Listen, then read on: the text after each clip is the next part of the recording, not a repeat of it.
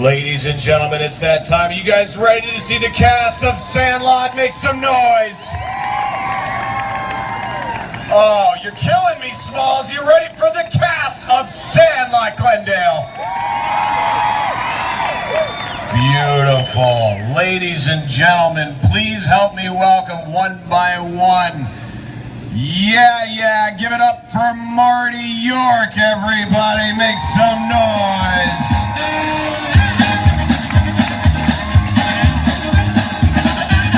Next up, it's Timmy Timmons, everybody. Better known as Victor DiMattia, everybody. Last but not least, what a Freudian slip. Ladies and gentlemen, it's Squints. Please give it up for Chauncey Leopardi, everybody.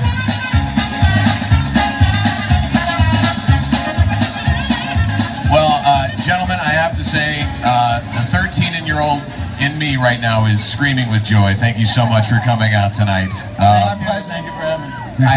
I have to say, how often does it come up for all of you, all the catchphrases? This is possibly one of the most quoted films of the 90s. I mean, does it come up on a day-to-day basis for you guys? Every day. Every day? Every day somebody says to me, "You're killing me, Smalls." Every day. I saw people with "You're killing me" Smalls shirts out there. That's beautiful. Oh, yeah. So, now, I have to ask, what was the actual casting process like for you guys? Were you all actors at the time? How did you find out about the role, one by one, if you have a chance? Yeah. You want me to go? Yeah, I mean, I came to Los Angeles from Sacramento when I was about 10, and then I shot a Colgate toothpaste commercial, didn't get anything for a year, and then The Sandlot came around, and I originally tried out for Bertram, who was the tall, skinny kid. Right. And I landed the part for him, but they're like, doesn't fit the role.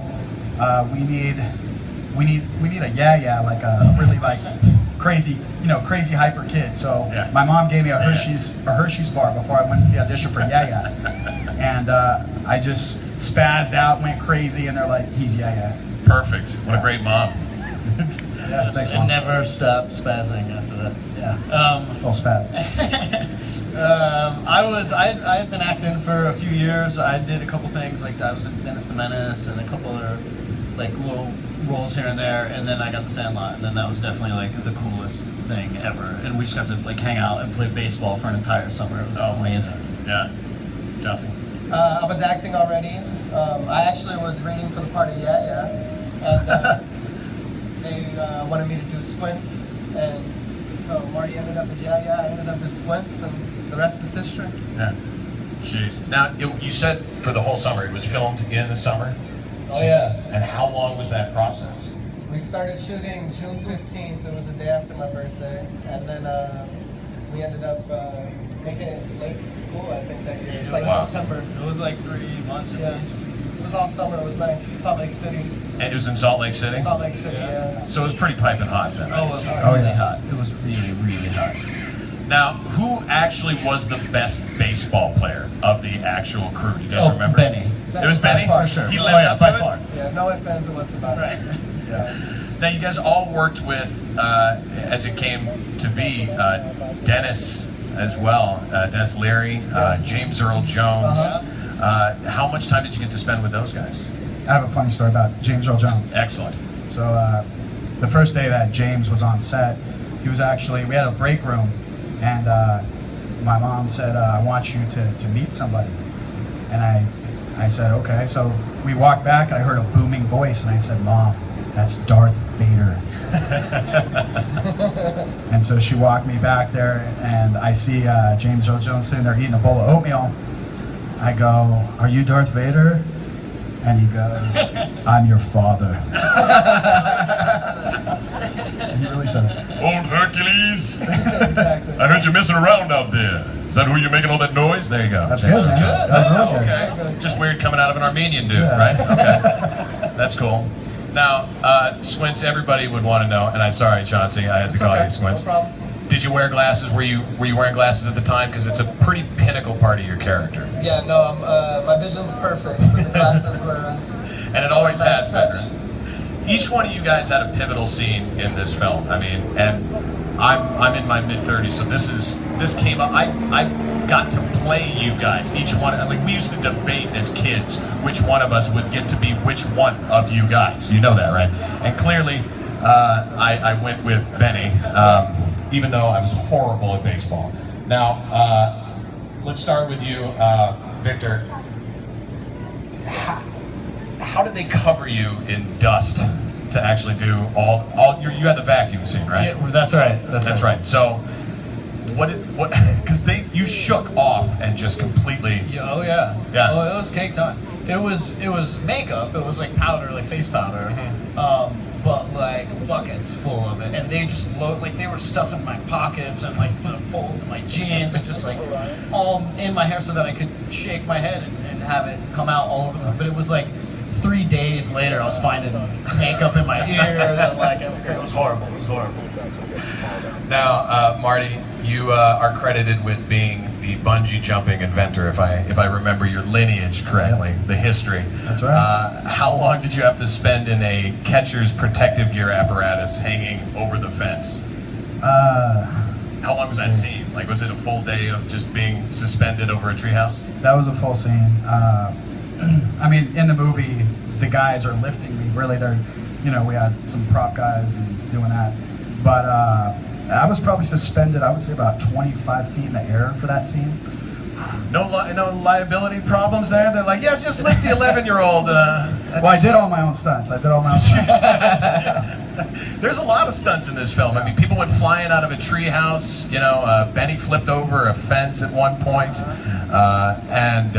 So there was a lot of stunts. So that clearly, I mean... I did that stunt. I did a stunt where we're all jumping out of the treehouse. I go down in the bucket.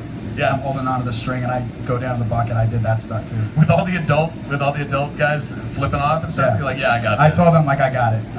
Well, you look like Jean-Claude Van Damme. That's perfect. All right, cool.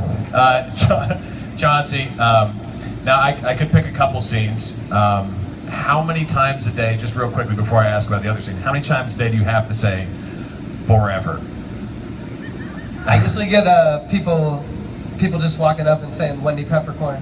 Wendy Peppercorn, all right. Wendy Peppercorn. That's the scene. They don't even say your name. They're just like, Peppercorn, dude. Yeah. Well, you did kiss her long and good. Yeah. So, was that your first kiss at that age, or were you already a player at that point? I think that might have been my second or third kiss. Your second or third kiss? Definitely the most memorable. I didn't have my first kiss till 18, and he's like, yeah, straighten up the glasses at the pool, Wendy Peppercorn. That's amazing. All right, now, right back next to the projector, I have a gift for all of you. There's 3 big packs of Big League Chew. Okay. Now, it's because I have to ask. Everybody wants to know, what did you guys put in your mouth for the Big Chief scene, the chewing tobacco? You guys are all vomiting with the song of tequila. It was terrible. It was beef jerky and black licorice. Black licorice. And black licorice. Yeah, it was disgusting. They wanted us to have the facial expression. That is the most disgusting thing I've ever heard. Like as a kid, you used to put like red licorice or black licorice in, but to mix the two. Oh my god! Now, were you guys actually vomiting off that thing, or? Well, we had tubes running up the sides of our shirts that were coming out of our mouth. So when basically our faces are faced this way, and they shot chicken soup out of the tubes. And the smell was horrendous. Yeah. It was bad. And they didn't even use the shot of me doing it, so I don't know why I had to say it. Now, everybody wants to know also on the Twitter sphere and everything about Hercules, of course. Now, Victor, I remember you telling me something backstage about the dogs. What was the process with Hercules? Well, there were a few. There were a few Hercules. There was the giant robot Hercules. Right. That's an animatronic, that's right? like in Or the Squints' imagination, the imaginary Hercules. Right. And then for the real dogs, there were 3. There was one that was just huge, like it was the biggest dog that they could find. Mm-hmm. There was another one that was like a younger one that could handle all the running, like the high endurance. It was like the CrossFit dog. And then there was one that was like the actor dog that could do all the tricks, that was like well trained. So there were 3 real ones plus the robot dog. That's amazing. So now, do you guys? You're obviously here together. Has there ever been a moment where you're like, we have to get together and play a game of baseball? Like on July 4th, do you always look up and sing Ray Charles together occasionally? Like, I mean, I would have to assume you would, or at least make a phone call every once in a while and just hear, yeah, and then hang up the phone, right? No, we don't get together for games. We keep in touch though. We do keep in touch. We did the 20th anniversary 2013 in Salt Lake City, Utah. Wow. And we did the Bees Stadium. I think Chauncey and Pat played Ham. They did Minnesota. Yeah, Minnesota. We went to a Twins game. Yeah, Twins game. Oh, wow. Yeah, it was really cool. Yeah. Now, did you guys have any idea when you guys were filming this, that this would become one of the most iconic sports films of a generation? I mean, there's no understating that this is one of the top 5 sports films of the last 30 years. So did you guys have any idea when you're filming it, like, hey, you guys, we're never going to be able to go to a baseball game again? It definitely felt special, but I don't think you could even imagine that it would have the lasting effect that it had. I think it's just, we were a group of kids that had the best summer of our life. That summer that we filmed that movie. Wow. And it was like, I mean, we did a lot of stuff off camera you guys didn't see. We snuck into Basic Instinct when it first came out. Oh. Stuck into Basic Instinct? We all snuck into Basic Instinct because of the Sharon Stone scene. Keep this PG. Yeah, we did a lot of crazy stuff off camera. Man, playing Super Mario Brother competitions. Oh man, that's great. We had a great summer, man. It was. I think that just comes across. Well, I have to give all of you guys your packs here. Pass these down here. Make sure to use it responsibly. And I can say this without a doubt: this film and every one of your performance has burned an image into the hearts of my generation, and obviously if you look out in the crowd, over 1,000 people out there tonight, a next generation is going to love this film. And when you make great art, it lasts forever, and this is one of those Americana films that will be around forever.